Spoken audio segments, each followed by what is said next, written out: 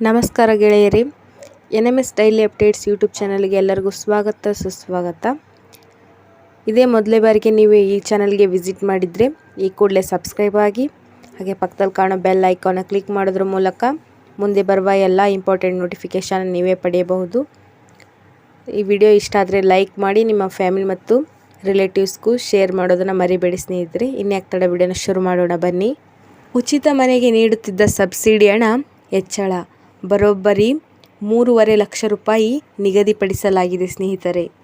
ಹೌದು ಸ್ನೇಹಿತರೆ, ಮನೆ ನಿರ್ಮಾಣಕ್ಕೆ ಸಬ್ಸಿಡಿ ಹೆಚ್ಚಳ ಬಡವರ ಕನಸು ನನಸು ಮಾಡುವ ದಿಶೆಯಲ್ಲಿ ಮಹತ್ವದ ಹೆಜ್ಜೆಯನ್ನು ಸರ್ಕಾರ ಹಾಕಿದೆ. ಬಡ ಮತ್ತು ಮಧ್ಯಮ ವರ್ಗದ ಜನತೆಗೆ ಆಶಾದಾಯಕ ಸುದ್ದಿಯೊಂದು ಬಂದಿದೆ.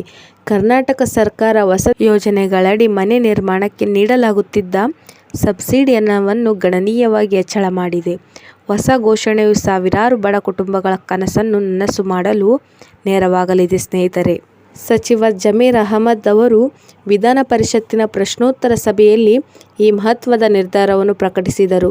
ಹೀಗಾಗಿಯೇ 1,20,000 ರೂಪಾಯಿಯಿಂದ ಸಾಮಾನ್ಯ ವರ್ಗದ ಫಲಾನುಭವಿಗಳಿಗೆ 3 ಲಕ್ಷ ರೂಪಾಯಿವರೆಗೆ ಮತ್ತು ಪರಿಶಿಷ್ಟ ಜಾತಿ ಮತ್ತು ಪರಿಶಿಷ್ಟ ಪಂಗಡದ ಫಲಾನುಭವಿಗಳಿಗೆ 1,60,000ದಿಂದ 3.5 ಲಕ್ಷ ರೂಪಾಯಿ ಸಬ್ಸಿಡಿ ಮೊತ್ತವನ್ನು ಏರಿಸಲಾಗಿದೆ ಸ್ನೇಹಿತರೆ.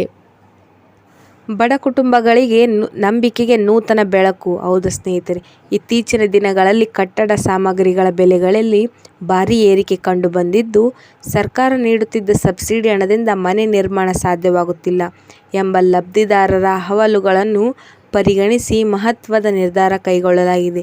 ಇದು ಗೃಹ ನಿರ್ಮಾಣದ ಗುರಿಯನ್ನು ಸಾಧಿಸಲು ಬಡ ಕುಟುಂಬಗಳಿಗೆ ಮಹತ್ವದ ನೆರವು ನೀಡಲಿದೆ ಸ್ನೇಹಿತರೆ.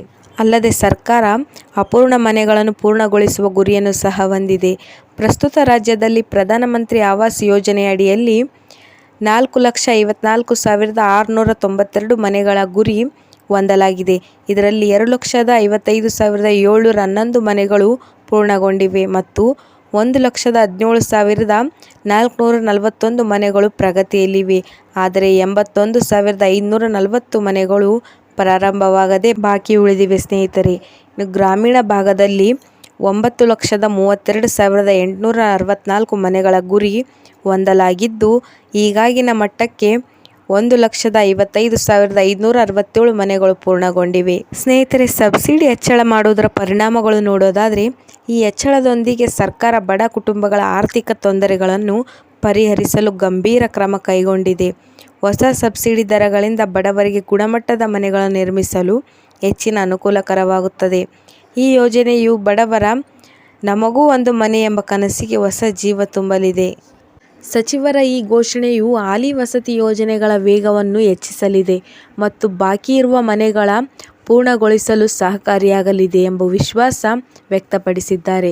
ಸಮಾಜದ ಆರ್ಥಿಕವಾಗಿ ಹಿಂದುಳಿದ ವರ್ಗಗಳಿಗೆ ಮನೆ ಎಂಬ ಮೂಲಭೂತ ಅಗತ್ಯವನ್ನು ಪೂರೈಸಲು ಸರ್ಕಾರ ಈ ಹೊಸ ನಿರ್ಧಾರವು ಮಹತ್ವದ ಹೆಜ್ಜೆಯನ್ನು ಇಟ್ಟಿದೆ.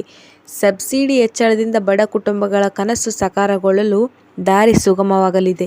ಹೀಗಾಗಿ ಈ ಯೋಜನೆ ಬಡವರ ಬದುಕು ಮಾರ್ಪಾಡು ಮಾಡುವ ಶಕ್ತಿಯನ್ನು ಹೊಂದಿದೆ ಸ್ನೇಹಿತರೆ. ನೀವು ಇದರ ಸದುಪಯೋಗವನ್ನು ಪಡೆದುಕೊಳ್ಳಬೇಕು.